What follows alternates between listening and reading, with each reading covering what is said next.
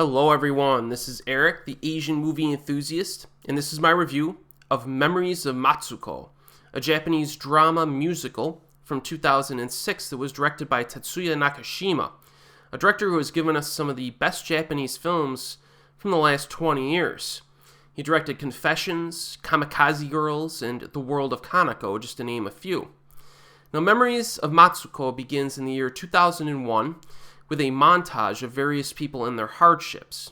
Now, it eventually settles on a young man named Sho, played by Eita, who is having some girlfriend problems. Now, while sleeping at home, he's woken up by his father, who is making a surprise visit, and Sho is surprised to see an urn full of the ashes of an aunt he has never met, Matsuko, played by Miki Nakatani, who apparently lived a meaningless life.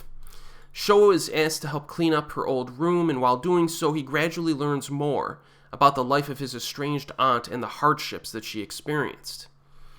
Now, one of the major contributions of this film is its freshness and creativity in terms of visuals. So the cinematography and set designs are very bright, colorful, almost fairy tale-like.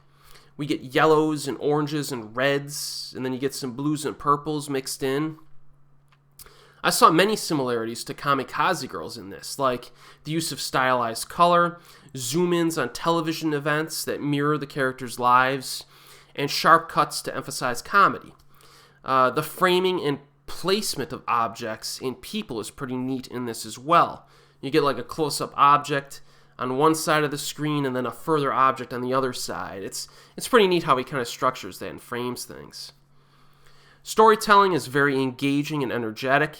It plays out almost like a mystery, with Eita investigating her life and related events. Now, early on, we do see references to the latter years of her troubled life, but we soon see her youthful years as well. It goes back to age 7, back in 1955, and then she's 23 years old in 1971, where she's a junior high teacher of music and stuff like that. So it's pretty neat how they splash in these different eras of her life into the film. And we jump around kind of playfully between the periods, and it's supplemented by some narration.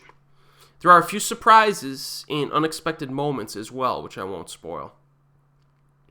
It's a pretty healthy dose of comedy at the beginning of this, some of which is a little bit wacky, but for the most part, this is a pretty tragic and dark story about a woman who is drawn to abusive romantic relationships is like one of her big problems in this. There is a bit of sensuality and a little bit of violence, so it does have a slight edge to it.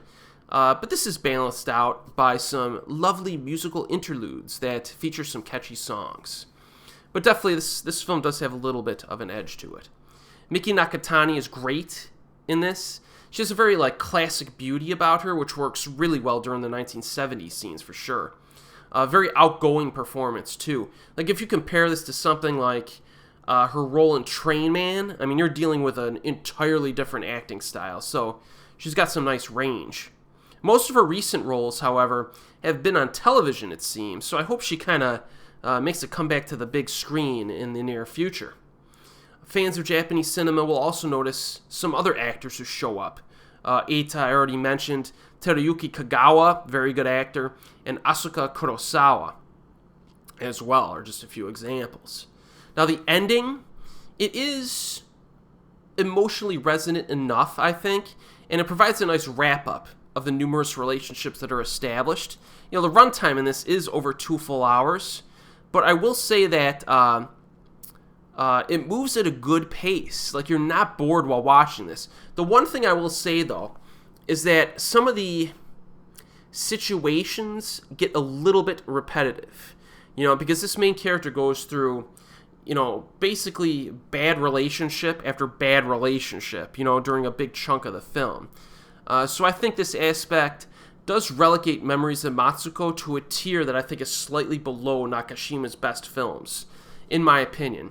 I would rank Confessions, Kamikaze Girls, and The World of Kanako a notch above this one. So if you haven't seen anything from this director, you may want to watch those films first and then move on to this one. But he has a very small filmography. I mean, you could definitely rip through his filmography pretty quick. But still, this is a very cool film. worth seeking out, especially if you're in the mood for something a little bit different, very, very stylized, and maybe even a little bit wacky. It's most readily available on physical media at this moment in time. And as always, I will see you next time.